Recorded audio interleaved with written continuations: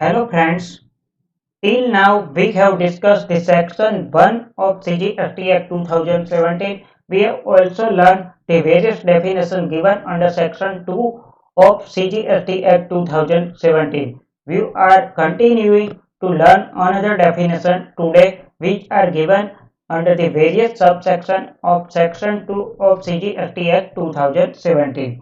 So today we are going to learn the definition of a principal with example. We will learn the definition of a competent authority. We will also discuss the definition of a family.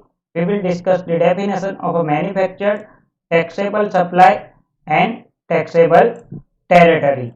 So let us start with discussion. So first we are going to discuss what is the meaning of a principal.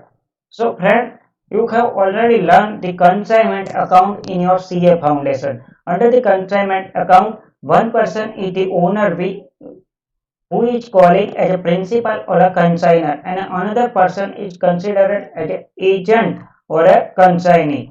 So same for example, the transaction is here. Suppose Mr. A is sending the goods to Mr. B. Mr. B sells the goods on behalf of Mr. A. Mr. B sells the good to Mr. C on behalf of Mr. A. So here in this transaction, Mr. B does not become the owner of Mr. A's good. He is working on behalf of Mr. A.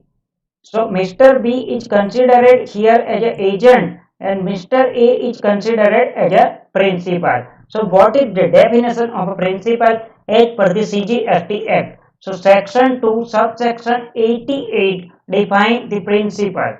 Principal means, remember that here the word is means.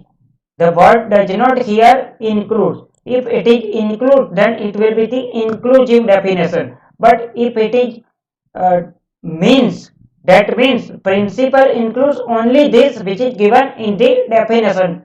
This means it is an exhaustive definition. It does not include any other thing which is not given in the definition. So principal means a person on whose behalf an agent carries on the business of a supply or a receipt of a goods or services or a both.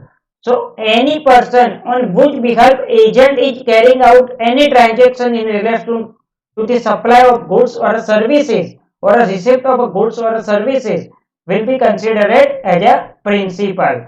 We have already discussed via this chart an example. Next one is the definition of the competent authority.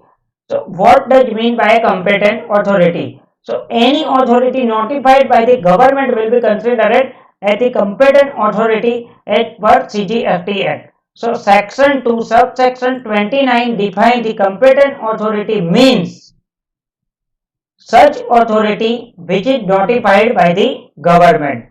Next one is the definition of a family. Section 2 subsection 49. So family means, remember here it is not family include. Family means the spouse and the children of the person.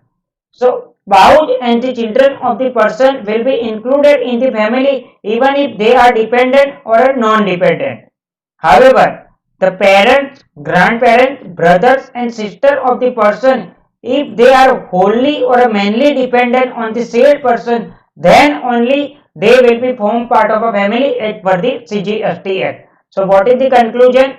Spouse and children will be always part of a family whether or not they are dependent or not. However, parents, grandparents, brother and sister of the person will only form part of a family if they are dependent on such person. Remember here that the parent, grandparent, brother and sister is written. So any brother-in-law, sister-in-law, etc. will not form part of the family as per the CGST Act. Next one is the definition of a manufacturer. Section 2 subsection 72 define the manufacturer. So manufacture means any processing if you are doing on the raw material or input.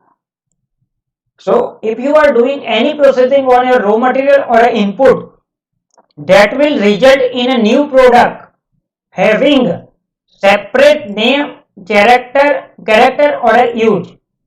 So any process on a raw material which can emerge the new product having a separate name, character and a use, then it will be form part of a manufacture activity, and the person who is doing such activity will be considered as the manufacturer. So section 2 subsection 72 define the manufacturer as per CGST Act.